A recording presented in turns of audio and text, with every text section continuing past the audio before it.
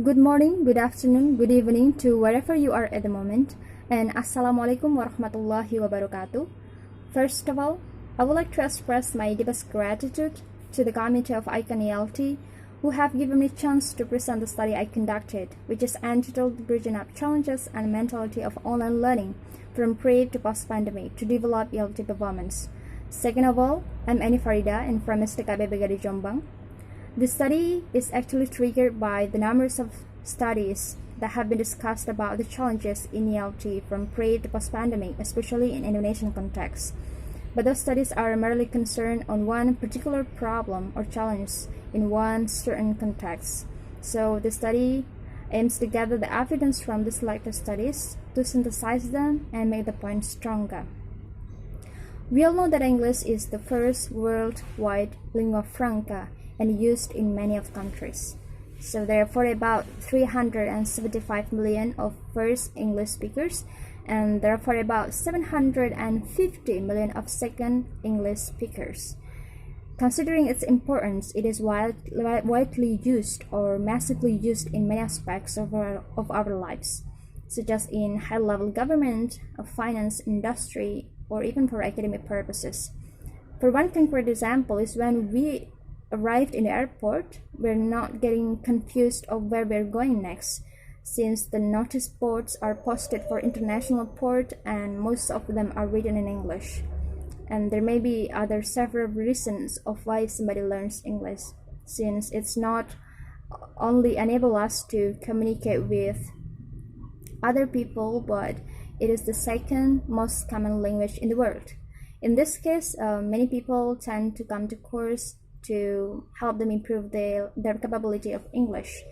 And in Indonesian context, English has been included in one of school subjects apart from its dynamic. We all know that it was once included and then excluded. And most of Indonesians see English as the gateway to get better jobs or to get a higher social status. But in practice, that doesn't mean we don't face any kind of challenges. There are actually many problems that has been emerged and they're not 100% resolved. So the studies it has a purpose to synthesize the challenges of ELT, the strategies, and the mentality, thus to provide the comprehensive insights. So in this study, we employ the systematic literature review. It takes a quite long process. So first, in the review method, there are 3 stages here: the planning stage, the conducting stage, the reporting stage. So each stage involves several activities like identify the need of SLR and develop the review protocol and evaluate the review protocol and so forth. And next, in the research question, the research questions are structured based on the PICO criteria. It is actually the abbreviation of population, intervention, comparison, outcome, and context. Let's take one example of context. So we specify our context in Indonesia. So the research question is related to Indonesian context. Next, we come to the search process. We use the Boolean logic. It is actually the algebra centered around 3 simple words known as Boolean operators. There are 3 simple terms: or, and not. Interestingly, the essence of Boolean logic is the idea that all values are either true or false. Let's take one example of the keyword. If we can't no more find the related paper based on the first keyword, then we can go to the next keyword. Next, and we don't forget to add the in Indonesia in each keywords in order to specify the search result. Next, we come to the inclusion-exclusion criteria, where there are several elements here, such as topic, title, abstract, and so forth. Let's take one example of abstract. If the paper is not systematically written and involve the background of study, the research significance, the method, the result, and the conclusion, they will be automatically excluded. Next, we do the data extraction, and quality evaluation data analysis. So to make sure whether the papers are appropriate, we pop up the questions like, do the paper report challenges, and blah blah blah. So these are the things, and here's the finding. In total we got 272 papers in initial search, and we choose to online database such as Google Scholar and Semantic Scholar, considering its availability. Since we concerned on Indonesian context only, we find it a bit hard to find the related paper in the other online database. So after going through the stages from initial search, screening, eligibility, we only got 58 papers that meets the inclusion criteria.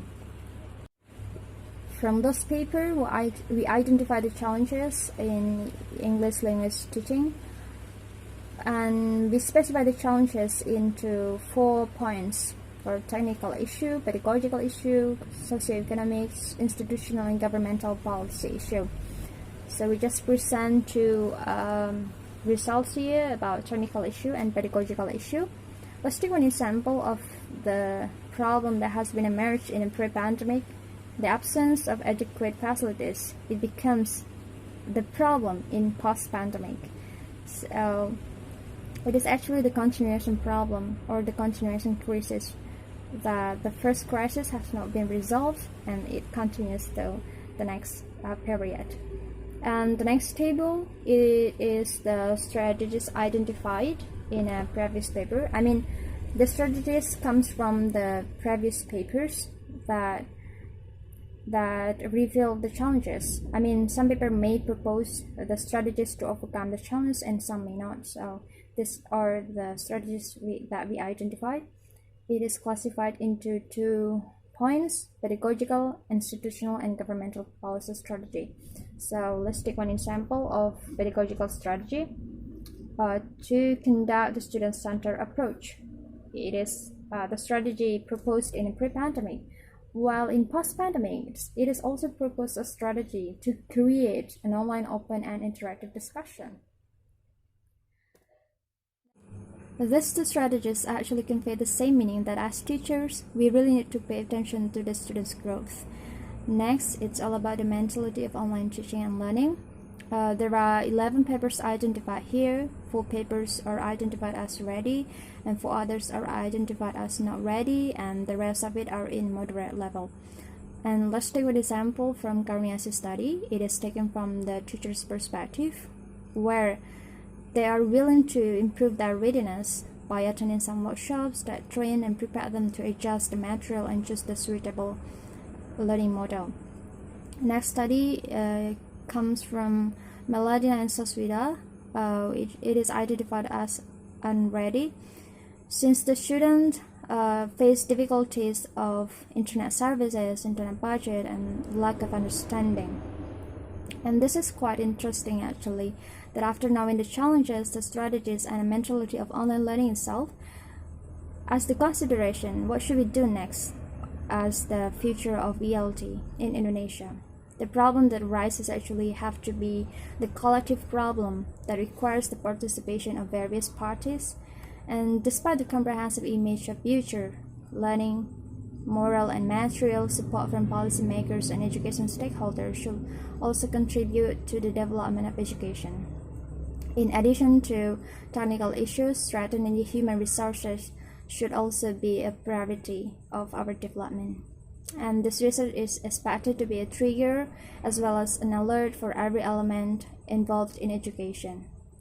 And also, the study is expected to provide, for further studies, is expected to provide more comprehensive evidence to create a much more better formula for ELT practices in Indonesia. That's all. Thank you.